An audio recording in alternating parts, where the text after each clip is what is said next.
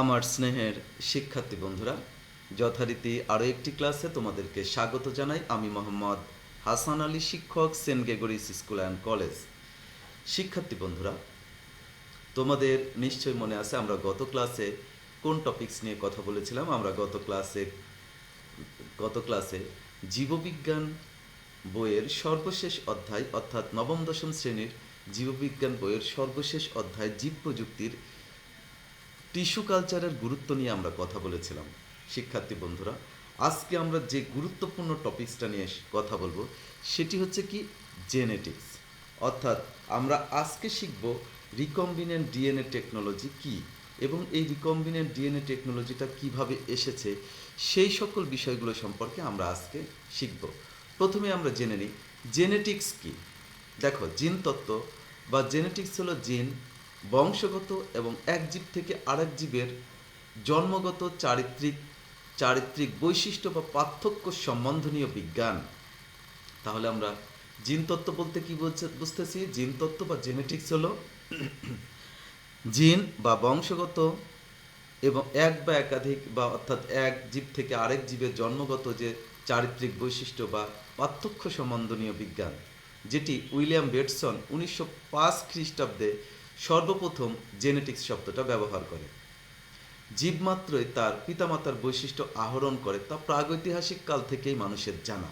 শিক্ষার্থী বন্ধুরা, আমরা যেমন মনে করি যে আমরা বাবা মায়ের বৈশিষ্ট্যগুলো পেয়েছি, আসলে এই ধারণা কিন্তু বহু আগে থেকেই মানুষের মধ্যে ছিল। আবার তারা কি করেছে? নির্বাচিত প্রজননের মাধ্যমে তারা শস্য এবং গৃহপালিত পশুর মধ্যে কাঙ্ক্ষিত গুণাবলীর সমাবেশও ঘটিয়েছে। তবে বংশগতির সূত্রগুলো, অর্থাৎ তোমরা জানো বংশগতির সূত্র কে আবিষ্কার করে? Gregor Johann Mendel. তবে দেখো, বংশগতির সূত্র সমূহ অনুসন্ধানে অভীষ্ট আধুনিক জিনতত্ত্বের বয়স কিন্তু খুব বেশি নয়। অর্থাৎ বর্তমান সময়ের যেই জিনতত্ত্ব সেটা কিন্তু বেশি নয়। সেটা কখন থেকে এসেছে? ঊনবিংশ শতাব্দীতে অস্ট্রিয়ান ধর্মযাজক গ্রেগর মেন্ডেল গবেষণার মধ্যে দিয়ে এই বিজ্ঞানের আনুষ্ঠানিক যাত্রা শুরু হয়। তখনও মানুষ বংশগতির গাঠনিক ভিত্তি সম্পর্কে খুব বেশি অবহিত ছিল না। অর্থাৎ যখন ধর্মযাজক গ্রেগর জোহান মেন্ডেল তার বংশগতীয় যে সূত্র, এই সূত্রগুলো যখন আবিষ্কার করে, তখনও কিন্তু মানুষ এই যে তোমার বংশগতির ভিত্তি সম্পর্কে ততটা বেশি অবহিত ছিল না। মেন্ডেল তার পর্যবেক্ষণ থেকে ধারণা করেছিল যে পিতামাতার বৈশিষ্ট্যগুলোই বংশগতিতে সঞ্চারিত হয়ে থাকে। এবং সেটা দেখিয়েছিলেন যে পিতামাতার বৈশিষ্ট্যগুলো বংশ পরম্পরায় যে সঞ্চালিত হয়, সেটি কিসের মাধ্যমে সঞ্চালিত হয়? জিনের মাধ্যমে। আর জিনের অবস্থান কোথায়? জিনের অবস্থান হচ্ছে ডিএনএতে। ডিএনএ আবার এমন একটা অণু যা কিনা 4টি ভিন্ন প্রকৃতির নিউক্লিওটাইডে তৈরি, যাদের বিন্যাস কোনো অর্গানিজমের জেনেটিক বৈশিষ্ট্য নির্ধারণ করে। ডিএনএ সাধারণত আমরা জেনেছি যে ডিএনএ হচ্ছে দ্বিসূত্রক, তারপরে একটি সূত্র আরেকটি সূত্রের পরিপূরক। তোমাদের এই অংশগুলো কিন্তু আমি বংশগতি ও বিবর্তন অধ্যায়ে শিখেছি যে ডিএনএর একটি সূত্র আরেকটি সূত্রের পরিপূরক। অর্থাৎ একটি সূত্র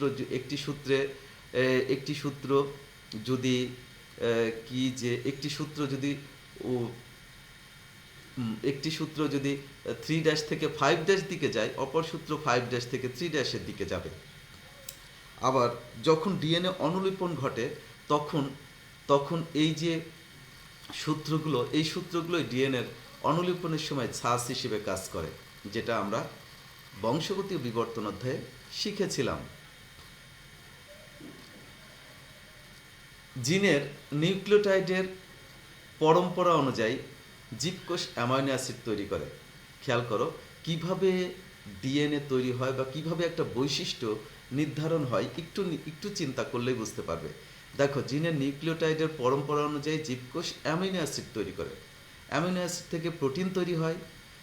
প্রোটিনে অ্যামিনো অ্যাসিডের ক্রম আর জিনের নিউক্লিওটাইডের ক্রম অভিন্ন রকম হয়ে থাকে। খেয়াল করো, মানে প্রোটিনে যে অ্যামিনো অ্যাসিডের ক্রমও থাকে, আবার জিনে যে নিউক্লিওটাইডের ক্রমও থাকে, সেগুলো অভিন্ন রকম হয়ে থাকে। নিউক্লিওটাইডের ক্রম আর অ্যামিনো অ্যাসিডের ক্রমের এই সম্পর্ককে আমরা জেনেটিক কোড বলে থাকি। তাহলে শিক্ষার্থী বন্ধুরা, তোমরা নিশ্চয়ই জেনেটিক কোডটা জানতে পারলে। জেনেটিক কোডটা আমরা কি বলতেছি, যে নিউক্লিওটাইডের ক্রম আর অ্যামিনো অ্যাসিডের ক্রমের এই সম্পর্ককে আমরা জেনেটিক কোড বলি। প্রোটিনে অবস্থিত অ্যামিনো অ্যাসিড নির্ধারণ করে প্রোটিনের ত্রিমাত্রিক গঠন কীরূপ হবে, অর্থাৎ কোনো একটি প্রোটিনে অ্যামিনো অ্যাসিডগুলোই নির্ধারণ করে আসলে প্রোটিনের ত্রিমাত্রিক গঠন কেমন হবে, আর এর গঠন প্রোটিনের কাজ কি হবে তাও নির্ধারণ করে। খেয়াল করবে, মানে কাজটা কি করবে সেটাও নির্ধারণ হবে, আবার ত্রিমাত্রিক গঠন কীরকম হবে সেটাও নির্ধারণ করে কে? Amino acid. জিনে অবস্থিত ডিএনএ এর একটি ছোট্ট পরিবর্তন প্রোটিন গঠনকারী অ্যামিনো অ্যাসিডের আকার এবং কাজে বড় ধরনের পরিবর্তন সৃষ্টি করতে পারে। খেয়াল করো কিন্তু বিষয়টা, জিনে অবস্থিত যে জিনে অবস্থিত ডিএনএর ছোট্ট একটু পরিবর্তন প্রোটিন গঠনকারী অ্যামিনো অ্যাসিডের আকার ও কাজে বড় ধরনের পরিবর্তন সৃষ্টি করতে পারে, যা কিনা ওই কোষ ও সম্পূর্ণ জীবদেহে নাটকীয় পরিবর্তন আনতে পারে। যদিও জিনতত্ত্ব কোনো জীবের বাহ্যিক গঠন ও আচরণ নির্ধারণে গুরুত্বপূর্ণ ভূমিকা পালন করে থাকে, জিনতত্ত্ব আর জীবসত্তার অভিজ্ঞতার সমন্বয়ে তার বৈশিষ্ট্য নির্ধারণ হয়ে থাকে।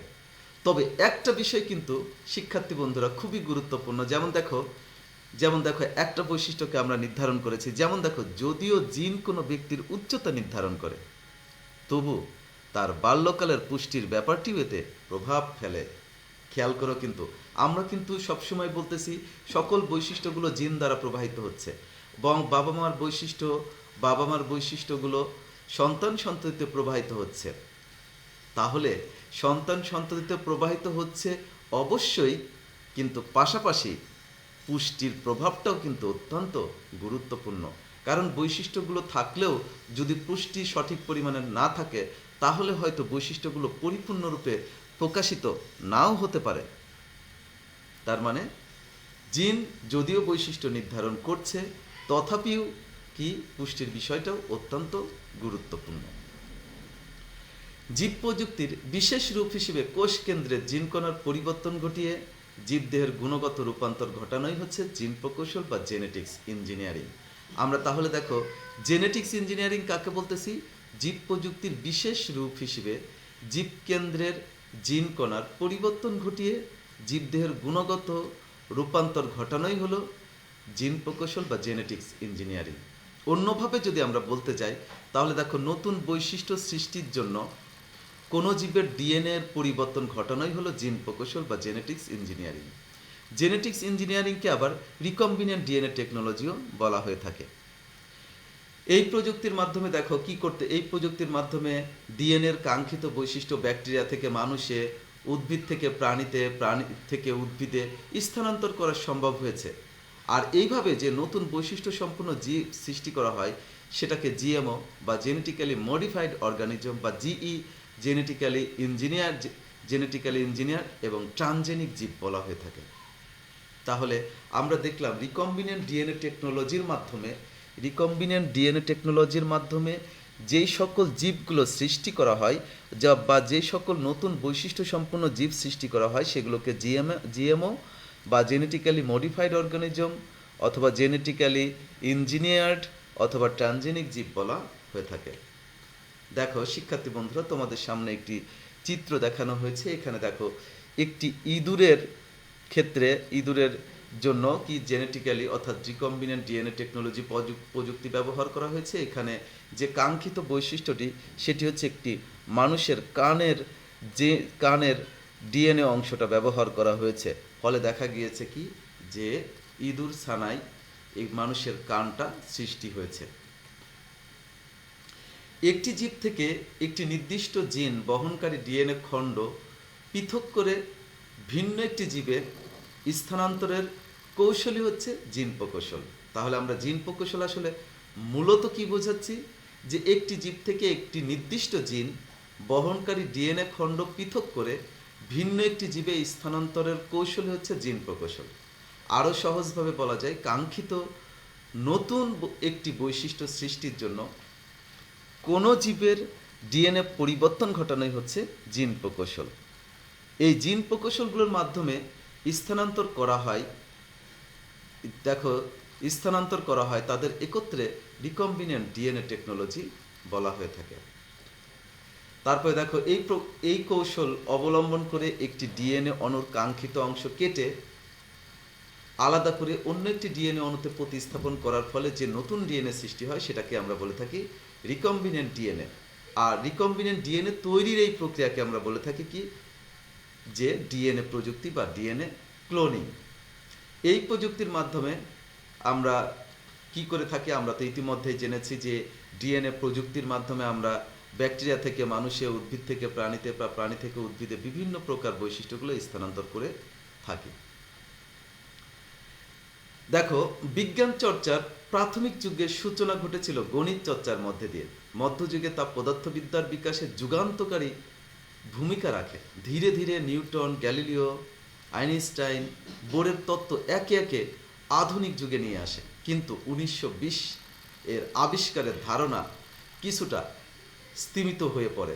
তখন বিজ্ঞানীরা বুঝতে থাকে পরিবেশ, পৃথিবী, মানুষ, জীবজগৎ নিয়ে গবেষণার দিকে। বর্তমানে একবিংশ শতাব্দীকে তাই নিঃসন্দেহে বলা যায় the century of biological science. এর কারণ 1972 সালে পলবার্গের রিকম্বিনেন্ট ডিএনএ টেকনোলজি বা জেনেটিক্স ইঞ্জিনিয়ারিংয়ের আবিষ্কারের ফলে। 1972 সালে রিকম্বিনেন্ট ডিএনএ টেকনোলজি বা আবিষ্কারের ফলেই এই যাত্রাটা শুরু হয়। এবার শিক্ষার্থী বন্ধুরা, আমরা শিখব কিভাবে রিকম্বিনেন্ট ডিএনএ টেকনোলজিটা, মানে রিকম্বিনেন্ট ডিএনএ আমরা কিভাবে প্রস্তুত করব। প্রথমে দেখো, এক কোষ থেকে সুনির্দিষ্ট জিন নিয়ে অন্য কোষে স্থাপন ও কর্মক্ষম করার ক্ষমতাকে জেনেটিক্স ইঞ্জিনিয়ারিং বলা হয়। জেনেটিক্স ইঞ্জিনিয়ারিংয়ের জন্য যে পদ্ধতি প্রয়োগ করা হয় তাকে রিকম্বিনেন্ট ডিএনএ প্রযুক্তি বা জিন ক্লোনিং বলা হয়। এই পদ্ধতি প্রয়োগে কোনো সুনির্দিষ্ট জিন সহ ডিএনএ অণুর অংশকে কোষের বাইরে ছেদন করে ব্যাকটেরিয়ার প্লাজমিড ডিএনএতে স্থাপন করা হয়। এভাবে গঠিত নতুন জিন ব্যাকটেরিয়ার মাধ্যমে সংখ্যা বৃদ্ধি করা হয় এবং অন্য কাঙ্ক্ষিত জীবকোষে প্রবেশ করানো হয়। পরবর্তীতে এই জীবে নতুন জিনের বহিঃপ্রকাশ পর্যবেক্ষণ করা হয়।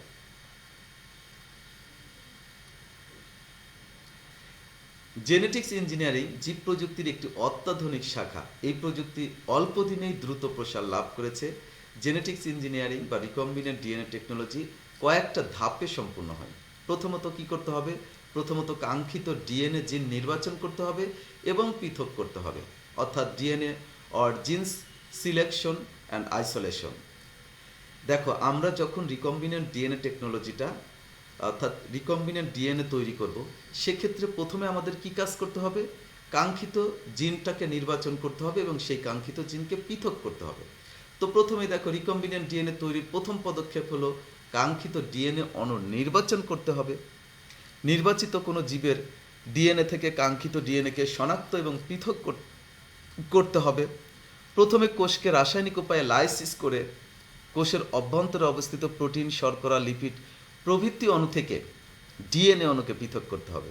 এই জন্য সাধারণত সেন্ট্রিফিউজ পদ্ধতির মাধ্যমে সিজিয়াম ক্লোরাইড বা সুক্রোজ সেন্ট্রিফিউজ টিউবে ডিএনএ এর নির্দিষ্ট ব্যান্ড তৈরি করে এবং পরবর্তীতে ডিএনএ ব্যান্ড থেকে রাসায়নিক পদ্ধতিতে বিশুদ্ধ ডিএনএ পৃথক করা হয়।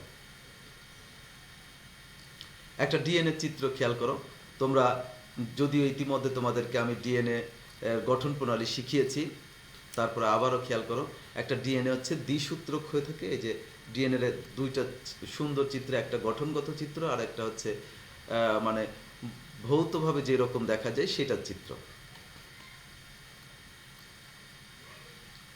এবার দেখো, যেই কাজটা করতে হবে বাহক নির্বাচন, অর্থাৎ ওই যে সিলেক্টেড ডিএনএ, অর্থাৎ যেই ডিএনএটা সিলেক্ট করলাম, যে ডিএনএটা কেটে আলাদা করলাম, সেই ডিএনএটা কার মধ্যে দিয়ে স্থানান্তর করব আমাদেরকে সেটা সিলেক্ট করতে হবে। তাহলে বাহক নির্বাচন, ভাইকেল সিলেকশন। দেখো, কাঙ্ক্ষিত ডিএনএর প্রয়োজনীয় অংশ বহন করার জন্য একটি নির্দিষ্ট বাহক নির্বাচন করতে হবে।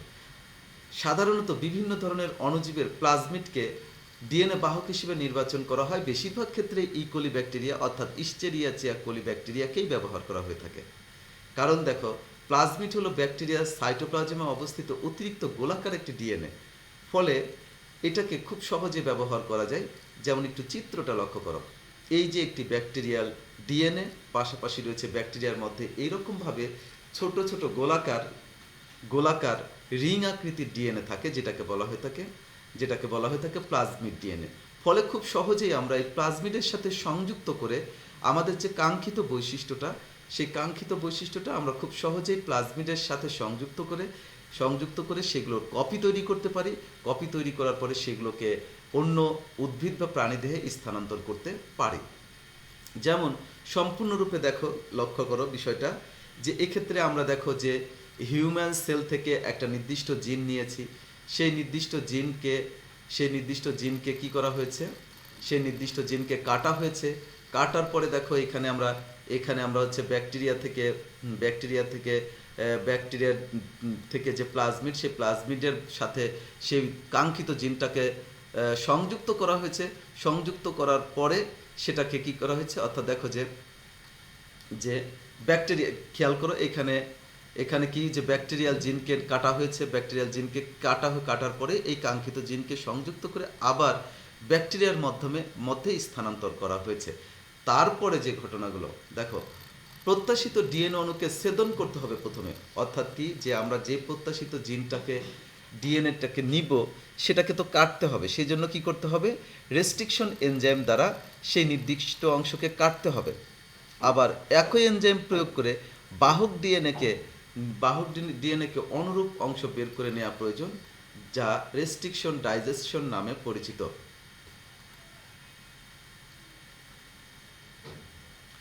কর্তনকৃত খণ্ডকে বাহক ডিএনএতে স্থানান্তর। অর্থাৎ এবার কি করব, যে অংশটা কাটলাম সেটাকে বাহক ডিএনএতে স্থানান্তর করব।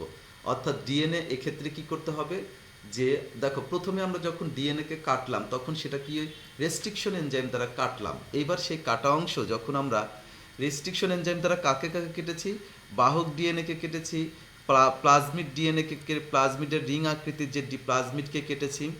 এরপরে সেইখানে সংযুক্ত করব, প্লাজমিড অংশে সংযুক্ত করব। এক্ষেত্রে প্লাজমিড অংশে সংযুক্ত করার জন্য আমরা কি করেছি, রেস্ট্রিকশন এনজাইম পরিবর্তে এবার আমরা লাইগেজ এনজাইম ব্যবহার করে সেই যে কাঙ্ক্ষিত ডিএনএটা, এই কাঙ্ক্ষিত ডিএনএটা আমরা প্লাজমিডে সংযুক্ত করেছি। অতঃপর দেখো পোষক নির্বাচন এবং রিকম্বিনেন্ট ডিএনএ বা জিন স্থানান্তর। প্রকৃতির উপর ভিত্তি করে পোষক নির্বাচন করতে হয়। বাহক যদি প্লাজমিড হয় তবে ব্যাকটেরিয়াকেই আদর্শ পোষক হিসেবে বিবেচনা করা হয়। এক্ষেত্রে যে ব্যাকটেরিয়াকে পোষক হিসেবে ব্যবহার করা হয় তাকে লাইসোসোম দ্বারা শোধন করে নিয়ে এর বহিঃপ্রাচীরের ভেদ্যতা বাড়ানো হয়। অর্থাৎ খুব সহজেই যাতে এর ভিতরে প্লাজমিডটাকে প্রবেশ করানো যায়। অতঃপর একটি সুবিধাজনক মিডিয়ামে উক্ত ব্যাকটেরিয়া চাষ করা হয়। উক্ত কালচার মিডিয়ামে রিকম্বিনেন্ট ডিএনএ সম্পৃক্ত ব্যাকটেরিয়ার পুষ্টি গ্রহণকালে রিকম্বিনেন্ট ডিএনএকেও গ্রহণ করে নেয়। অর্থাৎ যখন ওই কালচার মিডিয়ামে থেকে ব্যাকটেরিয়া যখন পুষ্টি শোষণ করে, এই পুষ্টি শোষণ করার সময় আমাদের যে কাঙ্ক্ষিত ডিএনএটা, সেই ডিএনএটাও শোষণ করে নেয়। অর্থাৎ আমরা যে রিকম্বিনেন্ট ডিএনএটা তৈরি করেছিলাম সেই ডিএনএটাকেও শোষণ করে নেয়। এই পদ্ধতিকে বলা হয়ে থাকে ব্যাকটেরিয়াল ট্রান্সফরমেশন পদ্ধতি। এবার আমরা আসবো রিকম্বিনেন্ট ডিএনএ এর বহিঃপ্রকাশ।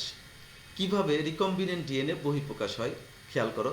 সাধারণত রিকম্বিনেন্ট ডিএনএ প্রস্তুত করার কাজটি সফলভাবে সম্পূর্ণ হয়েছে কিনা তা প্রমাণ করার জন্য প্রাথমিকভাবে পরীক্ষা করে দেখা হয়।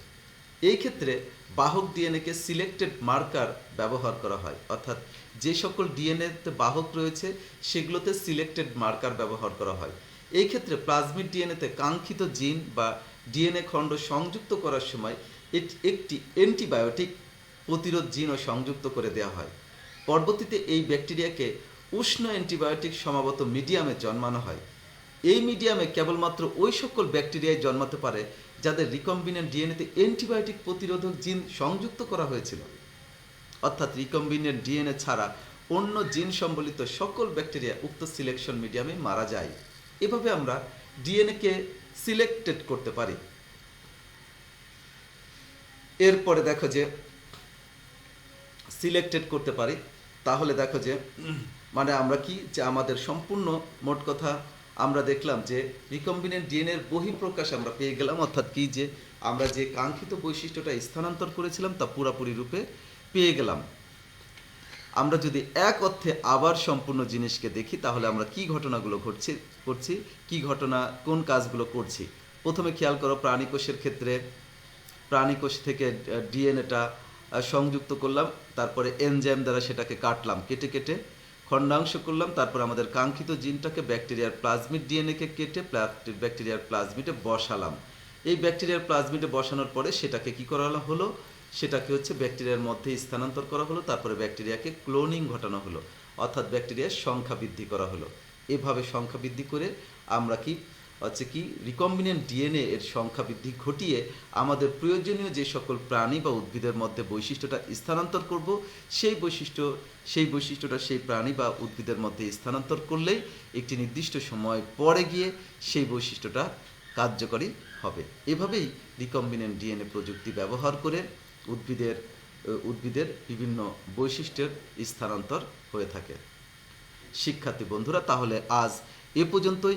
আশা করি রিকম্বিনেন্ট ডিএনএ টেকনোলজিটা খুব সুন্দরভাবে বুঝবে যদি ক্লাসটি করো। তবে অবশ্যই যদি কোনো প্রকার কোয়েশ্চেন থাকে তাহলে আমাকে জানাবে। আমি আবারও প্রয়োজনে তোমাদের এই টপিকসটা নিয়ে আরও সুন্দরভাবে আলোচনা করার চেষ্টা করব। আজ এ পর্যন্তই। সবাই ভালো থাকবে, সুস্থ থাকবে। খোদা হাফেজ।